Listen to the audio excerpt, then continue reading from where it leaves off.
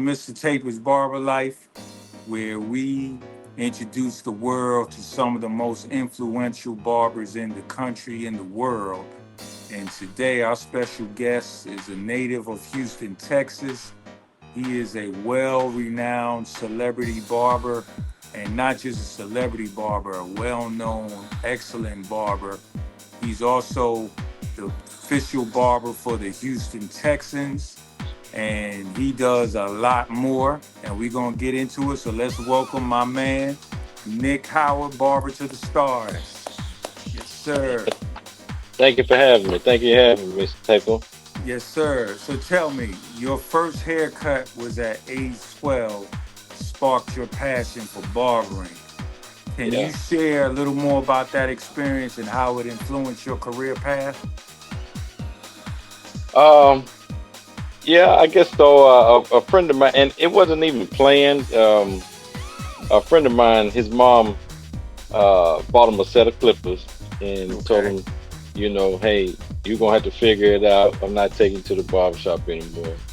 And Okay. uh, and so that left me to have to cut his hair, and he's got straight hair too, as a matter of fact. But Oh, shoot. yeah, so back then, it was like a kind of an afro, but Right, right. his hair was nice and curly, and it's straight curly hair, whatever. And I just kind of stayed along I just kept going lower and lower, and I never plugged it because his type of hair, as you know, is easy to plug. But Right, right. we didn't have to go so low as to where I came close to plugging them, anything like that. And Okay. I don't remember if we had guards or not, but I'm pretty sure we had some guards too. But so, and after doing that, I was like, all right, well, hell, I can, after doing it a couple times, I said I can do this a little bit, and then Mhm. messed around and got my first paying client. And at Okay. 13 years old, a haircut was probably $5 Right, to do it then. right. And and I so was I was I charging like $3 back in the day. and so listen, when I was at Prairie View, I graduated Uh-huh. from Prairie View in '93, and that Okay. was the going rate was $3 for a haircut, right? But What? yeah, it was, and that was back in like the early '90s. All right, Okay. but I knew I was better than all of those other barbers that was out there cutting, and Okay. so I never cut for $3. I cut, so I was like, all right, well, my cut's gonna be 5, but I know I'm better than these guys, you know. Right, right. And Wow. there was one other guy that was cutting hair on campus, and I didn't know who, I just knew his name, and I would Hmm. see him sometimes, and his hair would always be, look really nice, and so Hmm. and he was my competition, and so I made it a point to next semester I'm gonna go and live right next door to him. We're gonna share this bathroom, and Wow. we're gonna see who really doing what, you Right, know. right. And Did he so, but know? Did he know? this is my first time ever saying this out loud. But Oh, I shoot.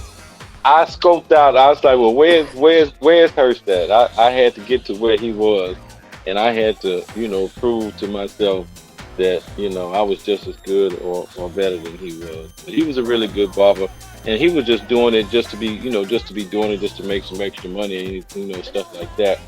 Um, and I don't think he did it past college or anything. But Okay. I Okay. pretty much developed my love or passion for cutting hair in college. Okay. In Well, tell college, me. Oh, you should put your phone on silent too. That way it won't blink in and out. put my phone on silent. Yeah, yeah. Or do not disturb. Because every Oh, time it blinks out, that's because somebody's calling you or texting all right. Let me you. see it Yeah. now. And it's crazy. I just got a new phone, Uh-huh. and uh, hell, I might not know how to do that. But Nobody has Uh, called me or anything. okay, all right, you good, you good. Okay. Well, tell me, when you was at Prairie View, how did you balance barbering and academics? Um. So that's a good question. So I needed the money, and so Okay, I didn't want you to miss me, and I didn't want to miss you. And right. so when I was walking on campus, and I would see my clients on campus, I would tell them, or they would ask me, can I get a cut today? And I would always tell them to come at this time. So I've been going Okay, by appointments ever since then, because I either had to, I don't know, I was working, I was cutting hair, I was studying, I was playing intramural football, intramural basketball.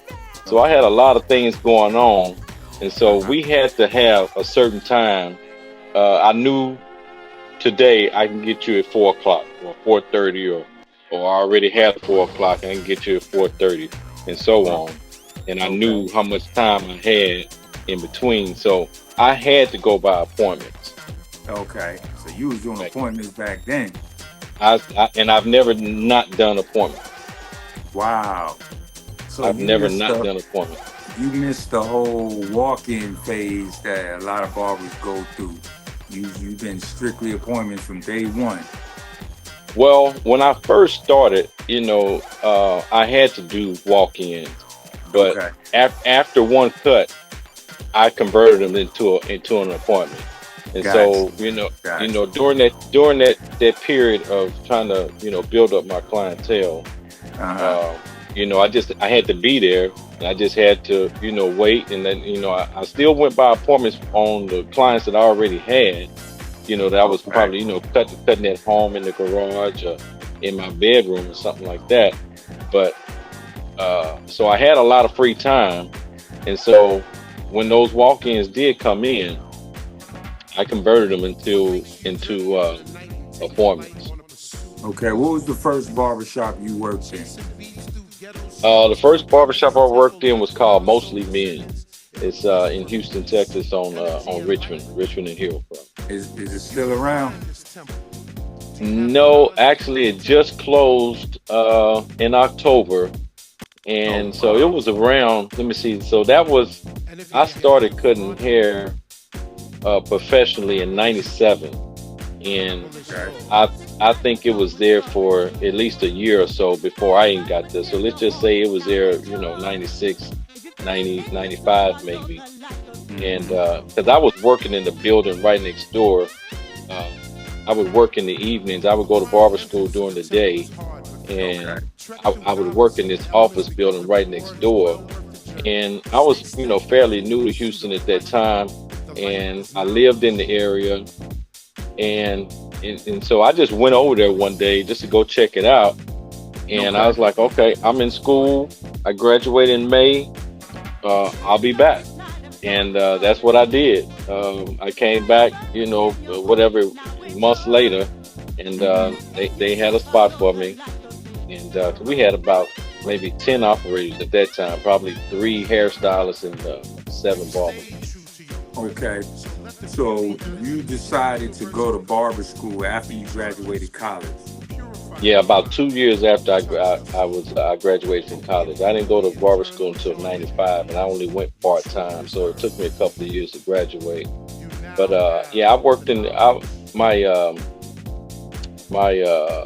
major was business management, and Okay. so I worked for Foot Locker and a couple other companies. I worked in their management trainee programs, and it just got to the point to where I was looking around. I was checking out the manager and checking out the schedules, and just thinking like I really want to work for myself. And so Right. I just dropped everything, and and went to barber school for a couple of years part time, and Okay. then I haven't looked back since. Wow. Wow.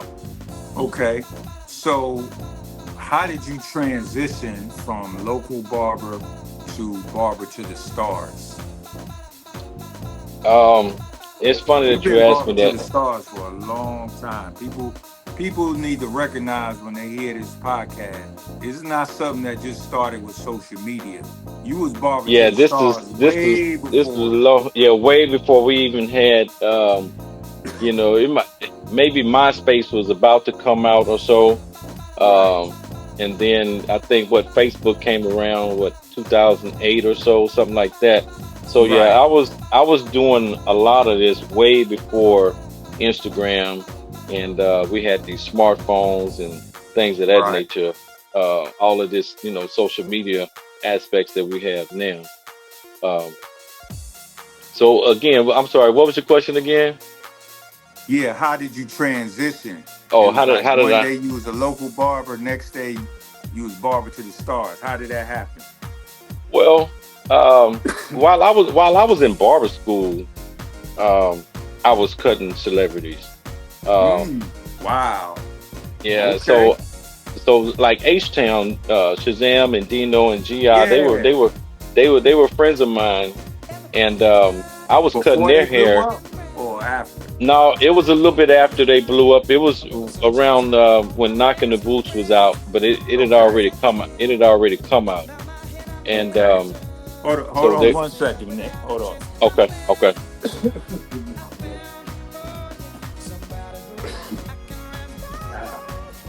Damn. Okay, so you said Knocking the Boots had just came out. Yeah, Knocking the Boots was already out.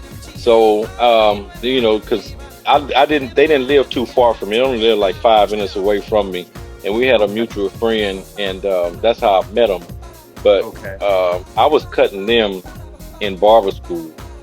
Wow. So that was that, and then I had a cousin that played in the NBA, Stephen Howard. Um, Okay. and Wait, first so, let's get back to H Town. okay. When they used to come into the barber school, was people like, oh shit, H Town's in the school. No, I didn't. They might have come to the barber school maybe one time, but they live so close to me, so they came to my house most of the time. Mm, Um, so and I was cutting them in the kitchen, in the bedroom, okay. on carpet, and then I would have to vacuum it up. But Right, right. Did you yeah, did you ever so go on tour with them? no, not necessarily a tour, but I have been out of town with them a couple of times. We went to I forgot what cities we were in. I know we were in Louisiana at Okay. one point. Yeah, it's been such a long time. Have you ever been on tour with the artists? On tour, no. Um, Okay. I've never been on tour with an artist. Um, I've been asked to, but it didn't really fit into because I was steady trying to build my clientele, and Right. then once the tour is over, I got to go back to the shop and try to restart, building Right. my Right. clientele. So I was never a fan of being gone for 2 months or so. Hmm. However long a tour might last. Okay. I couldn't just rely on celebrity clients to Right. build my clientele. Okay. So you said your cousin played in the NBA. Yeah, my cousin Stephen Howard played in the NBA. He played on the Seattle Supersonics and the Utah Jazz, and Okay. maybe one or two other teams. But Hmm. um, and so when I was in barber school, he was in the league, so I had that avenue also. So and So who when you like cut him, did other players on the team was like, "Yo, hook me up too"? Yeah, yeah, that's exactly what happened. He would let everybody know, hey, my cousin, my barber is here. If you need a cut, come on down, or I'll send him up. So Gary Payton. So I told you, H Town was one of my first Mm. celebrities, and they might have been my very first. And then as far as uh, NBA celebrities, NBA players, Gary Payton was my other first. Okay. How did that happen? Um, Steven was playing with the Seahawks. I mean, with the Seattle Supersonic. Supersonic. Uh Hmm. huh. And Gary just needed a cut that day, and he kept my number, and he would, and then my Steven went to Utah, maybe, Utah Jazz, but Gary would, he still had my number. He would call me, and when he came to town, and I would come to the hotel and cut him. Okay, what did he get? Ball head or close Um, season? he had a real close Caesar. He had a Hmm. real close Caesar back then. Now I'm pretty sure he's bald headed, but Right. back then he had a really close Caesar, and then he had the goatee going on. Okay. Okay. And so I So don't know if you had a chance to look at any of my pictures on my yeah, yeah. Instagram at Barber to the Stars. But if you see the picture of me and Gary Payton, Uh huh. 'cause it was just he and I in the room, and I usually always kind of had my camera with me, Hmm. and we couldn't figure out how to take this picture. And so we just sat. I just sat it on top of the TV and put a time on it. And so you would see our position. We kind of like ducking down a little bit, trying to take the picture. And Uh-huh. so, yeah, that was a long time ago, man. That was probably, oh man, that was probably like 96 or so, You 95, you 96 still or something. you still cut him when he comes to town? No, I haven't seen Gary Payton in a long time. I ran into him. I was with Penny Hardaway one time in Hmm. Miami, and I ran into him in Miami. Ran into he and Patrick Ewing, Darius Miles. Just so happened that You particular day. you cut all of them that day? No, no. I Okay. was there. I was there cutting Penny. He would fly me to Miami a lot Okay. when he was living there, and I think we were just walking around. We might have just gone shopping or something like that, or walking somewhere to get something to eat, and just happened to run into them. I Now. never cut Patrick Ewing, but I did cut Okay. Darius Miles. I did used to cut Darius Miles. He was Okay. surprised to see me in Miami. He usually would see me in Houston. Right.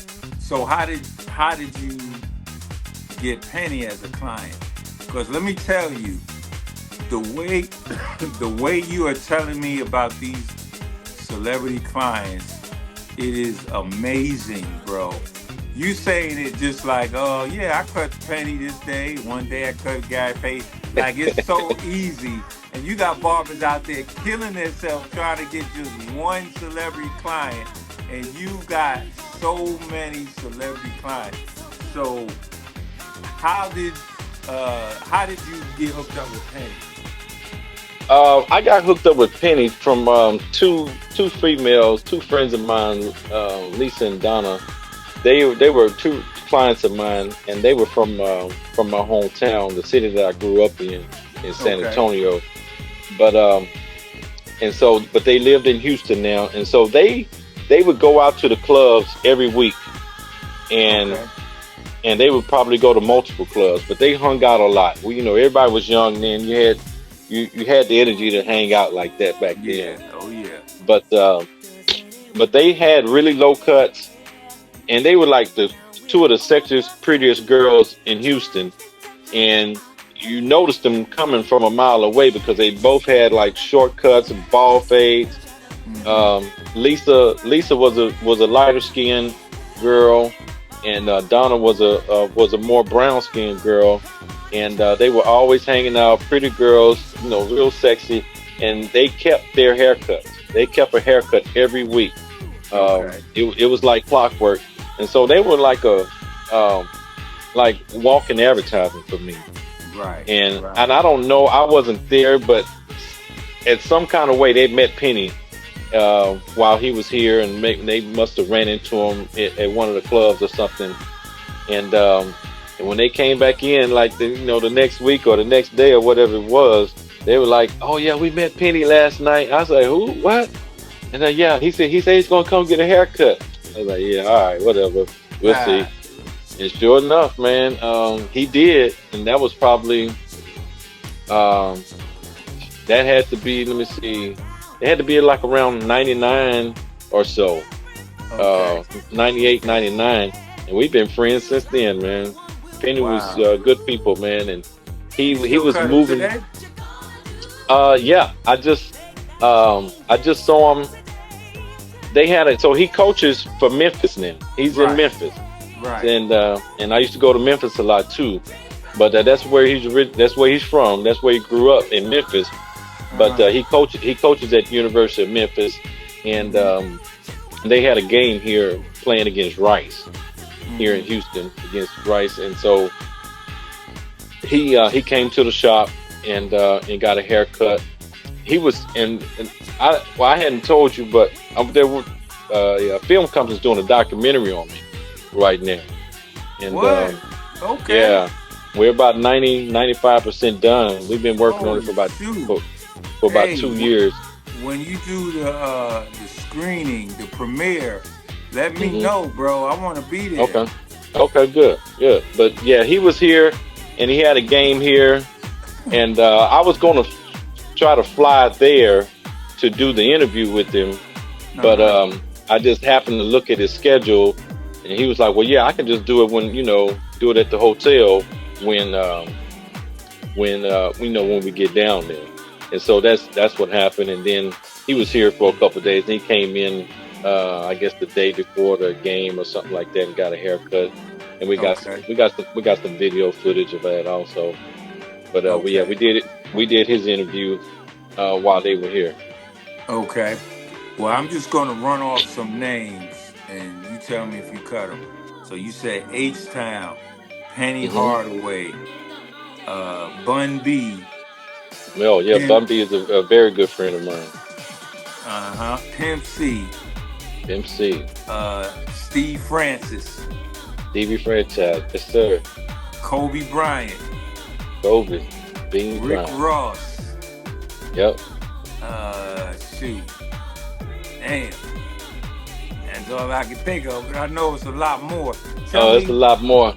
yeah, name some more. Um, Yin Yang Twins, David Banner, Okay. DJ Khaled, um, What? yeah, Carlos Boozer. Wait. Let's Uh, go back to DJ Khaled because we dealing with okay. that straight. We dealing with that straight hair. So Uh-huh. he what kind of cut did he get? Like a fade or like a temp fade or what? I think he got a temp. I think he got a taper, a temp fade at that Hmm. time. And he was a lot younger in his career, but he was DJ Khaled at the time. Right. Um, and but I Where you thought, did it in he Houston or he has a lot Miami? of energy. A lot. DJ Khaled, you say he got a taper. You said Hmm. he had a He lot of did. energy. He had a lot of Yeah, energy. yeah. He was, just like you see him or hear him on see him on videos or hear him on his songs. He got a lot of energy. With his persona, with his voice, and Right. he got a lot of body language going on. And at first, I thought he was just, I thought he was, playing around with me, Right. but But that's him. he just really, hip hop like that. Wow. Really, really cool guy. He wasn't on no, celebrity type attitude or nothing like that. He was Right. just because it was just he and I in the room, no Uh-huh. security. I didn't have my security with me that day or anything, Okay. I'm Okay. just messing with you. Ha ha. But no, it was just us, and we just chopped it up for a few minutes, and that was about it. Wow. So how do you maintain the professionalism and discretion while working with celebrities? Because you already know if you would have put these same celebrities with some of these younger barbers, man, they would have been taking pictures. They would have been asking inappropriate questions. But from day one, you have exhibited professionalism with every celebrity. So how did you do that? And so in 2002, you became the official barber for the Houston Texans. How did that opportunity come about? Um, One of my clients, Tony Wiley, he was one of the executives over there, and he was actually here working in Houston about a year or two before, um, before the stadium got built.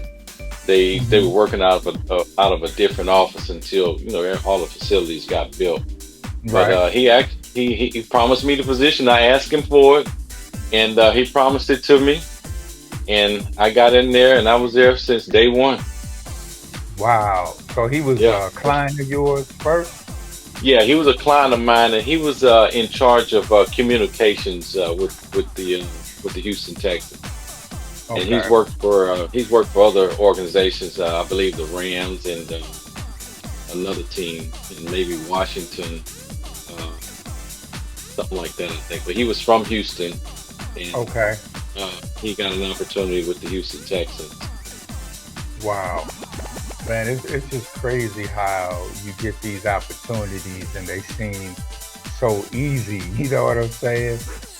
But I Yeah. know it's not. But to the outsider looking in, it looks easy, Mhm. you know. And But a lot of things come down to relationships. mm, Having good relationships with people, and you right, never know where those relationships may lead to. right, right. That's so So true. it's always good to have good relationships with people. Uh, a lot of my clients probably the same for you, but different clients do different things. Right, Some may clean carpets, some may fix cars, some may do tint on windows or something. So it's always good to have, because we as barbers, we kind of connect the community, and right, so we're always referring people. Oh, you need this, you know. Oh, I got a guy that does that. right, So it's always good to to connect good people together like that. right. That's a good nugget for our younger barbers. Make sure Hmm. you maintain and establish those relationships. Because, like you say, you never Cultivate. know. Yeah, you never know. Cultivate those relationships, and you never know what might happen Okay, and where those people might end up. okay. Well, I'm gonna tell you, I looked at that video you sent me, and man, that video was amazing, bro. All of those Thank, thank celebrity you. clients. I'm gonna put a link in our YouTube so they can see that video. But tell me, all those clients, how do you maintain the professionalism and discretion while you working with these celebrity clients? It's just really about professionalism. You hear, or they call you to do a job, and you try not to let too much fandom click in. You there, that person needs a haircut, and Right, treat them as such. Treat them as such. And people always ask me, do you charge celebrities more? And stuff like that. I don't charge celebrities more just because they're a celebrity, or just because they make more money than the last client. right, That's not how you do business. You can't count people's money. Now, if I right, go to them, yeah, it's going to be another fee, but right, it's going to be the same. It's going to be the same fee for the next person. You know, right, uh, right. my my my my house calls and my Sunday cuts and my Monday cuts are going to be a certain number. And if you want that particular service, that's the price for whether you're a celebrity or not. I had a Okay. client. He had a client. He's a client of mine, but he wanted me to come to his job and cut his hair. But then when I Mhm. gave him, after I cut his hair and gave him the price, he's like, "Oh man, I'm not one of those guys on the wall." Well, don't order steak if you just want a sandwich. Right, You know what I'm saying? right, right. Exactly. So Okay. the same goes for everybody. I don't treat them any different. I try to be as professional with celebrity clients or just my regular clients. I give them the same treatment, really. Okay. What are your top two clippers and your top two trimmers? Man, I'm old school, man. I did, when I kind of grew up on the Indies, and Hmm. so I really hadn't really changed from that. Okay. I did start trying the some of the cordless clippers, and they didn't work well for me at first when they first came out. Here Okay. recently, here recently, I got somebody to put a new motor in them, and because they weren't working for me at all. They would come on and come off and come on and go off. I hate Mm, the wires, but I like the convenience of the cordless, but they just weren't working for me. And so here okay. recently, I got somebody to put a new motor in them. So I use them a little bit more often now. Okay. But my main go-to is the Masters. Okay. Hmm. Master. And That's what I really like. That's what I'm comfortable with. what about your trimmers? My trimmers, I go to the T outliners Okay. pretty Got much. Somebody talked me into getting the gold baby list, uh-huh. and those are fine. I have some cordless edgers also, but they're pretty much Andes Okay. So for the most part is what I use. you stick with the chords. I have some corded Andes, and I have the cordless. Okay. So you bring Hmm. the cordless with you when you do your mobile cut? Yeah, yeah. Oh, okay. Because I bring both, but because I have to have something that I know that I can rely on. You know, Right. some Right. sometimes those batteries go out, sometimes they're not working as well. So I gotta make sure that I have something that I know is going to work. It's always good to have some backup, Right. Have you ever had being prepared. right? Have you ever had a situation where you cutting a high profile client and like the clipper goes out or you know what I'm saying, or the clipper stop working? No, fortunately I haven't. Fortunately, Okay, I have not. that's good. I've cut myself before. I was doing Bun's beard one time, and I Mhm. put my thumb right on that blade. You know, Oh man, damn, and I knew it as soon as it happened. I was like, I didn't even want to look at it. I just wrapped it up real quick as fast as I could. But damn. as far as clippers malfunctioning, um, again, I usually always have a backup. So if something goes down, I know I have this for backup. It's Right. always good to stay prepared. Okay. Okay. Tell me,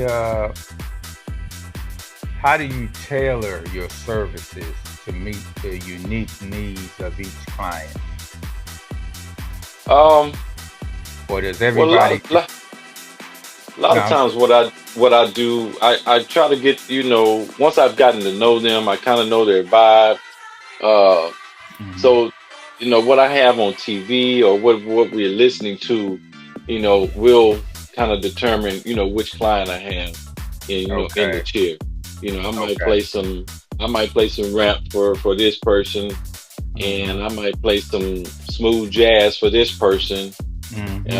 It might be on this volume for this person, and I got one client. He it depends on the mood of the client. If they're in a talkative mood, I kind of turn everything down and I'll converse with them. If they're quiet today, I'll put some music on. Okay. Okay. So it's gonna kind of fluctuate in between each client.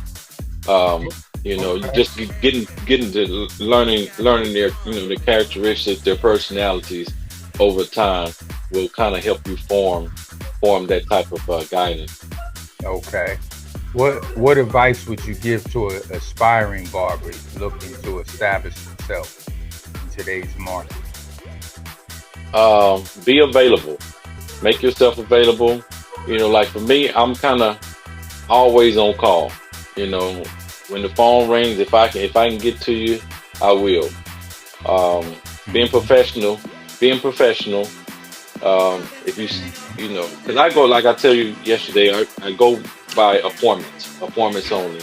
Right. So I tell people who are my first time clients that make sure you're prompt, make sure you're on time, Mhm. because I run a tight schedule.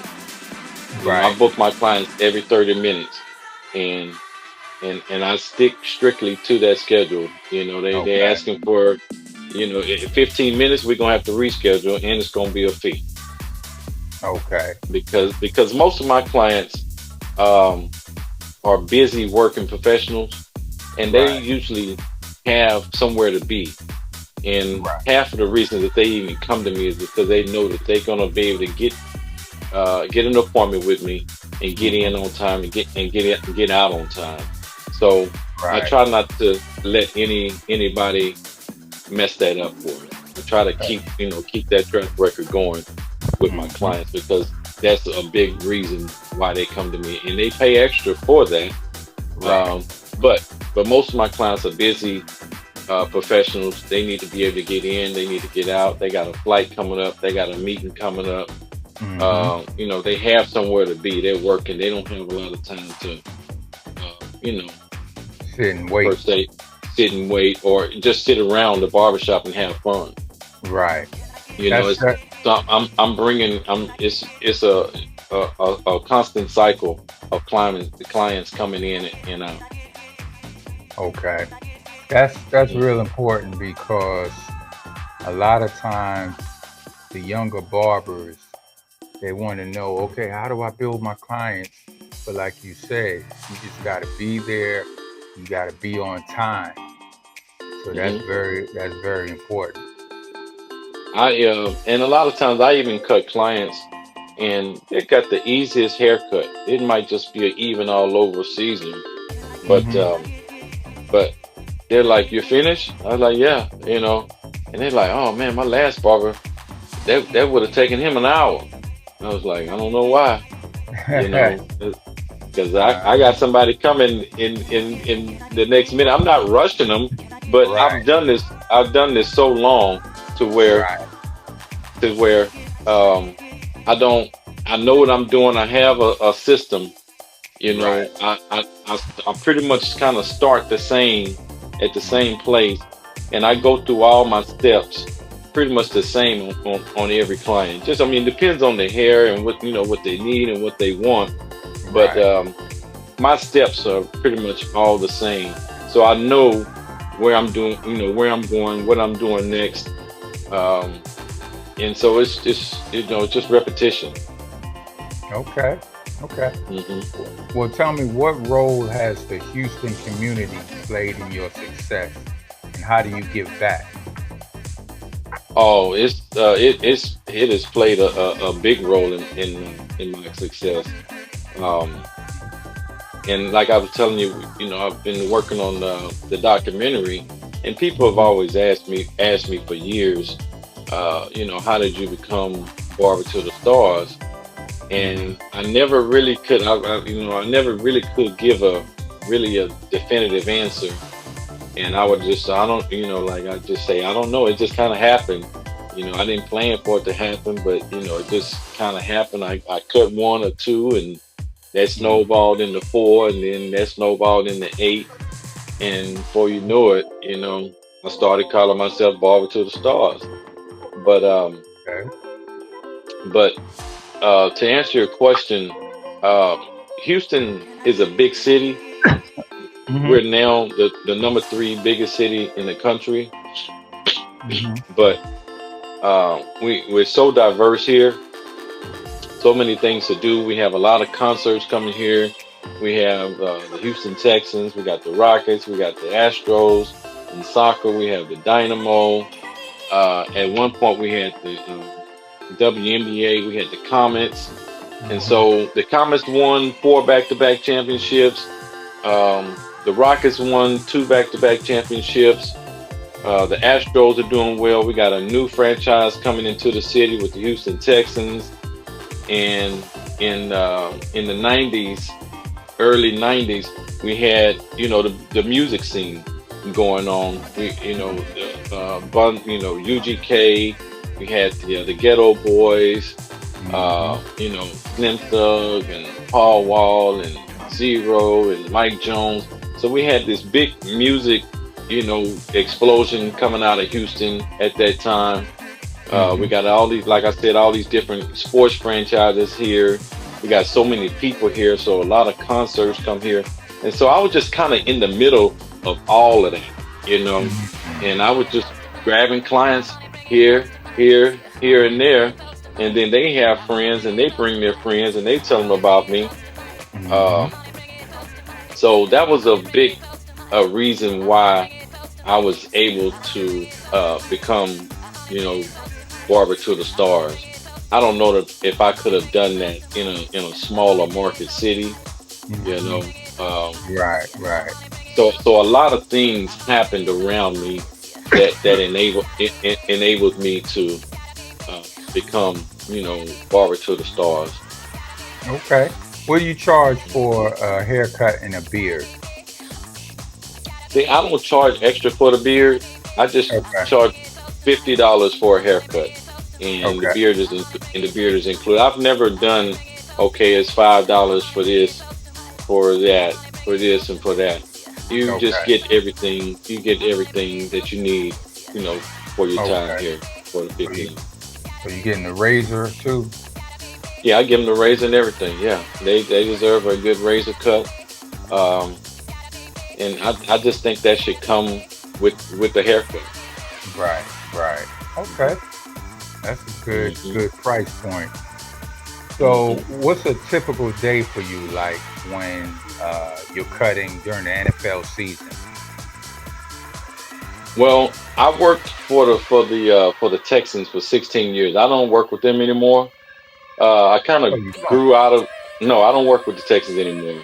I was there Okay, for 16 years, and okay, it just got to the point to where I'm getting older, and the players are getting younger, and they started calling me old school, mm, and because what I was doing, I was driving over there for every Friday for 16 years, and okay, it just kind of came a time where it was time to move on. okay, Hmm. okay, okay. Yeah, Well, how do you mentor any up and coming barbers? I haven't had the chance. Barbers sometimes call me or text me, get in touch with me through social media and for mentoring, but that's about it. I haven't had an opportunity to um, mentor a lot of barbers. I have some friends that are barbers, friends that got into barbering because of me. Okay, Um, yeah, those are and so, mentees. yeah, so I have some moments like that, some friends like that. Um, I do have. I'm working on an opportunity at Prairie View to maybe go do some of that right now. I'm trying to talk to them about that at my alma mater at Prairie View because Okay. they're about to build a barbershop and beauty shop there. So I'm Oh, trying to get involved with that. okay. Um, one of my Wow. clients, Matthew Knoll, Beyonce's dad. Yeah. He's a professor there, and he Uh, teaches entrepreneurship and music business management or something like that, I believe. But okay. he's really big on entrepreneurship, and so he gave me an opportunity to come speak to his class one semester, and just sat Ah, there and kind of gave them my story, and they had plenty of questions afterwards. oh, I can imagine. Wow. Yeah, so that was big. I really enjoyed doing that, going back to my school and Yeah. being able to talk to some of the young entrepreneurs coming in. Okay. Well, last question. What's one business mistake you made early on that taught you a valuable lesson? Mm, good question. Um,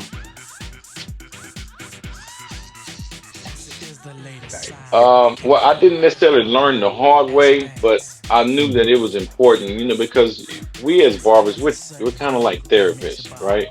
right. And we're gonna get a lot of people's I don't know, complaints about their job, complaints about their marriage, complaints about their kids.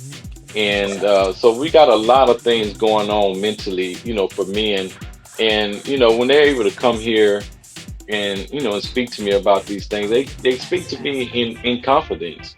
And Right. so I knew that it was, the easiest way to lose a client was to start, talking their business to other people. So I always made it my point whatever is said in the chair stays in the chair.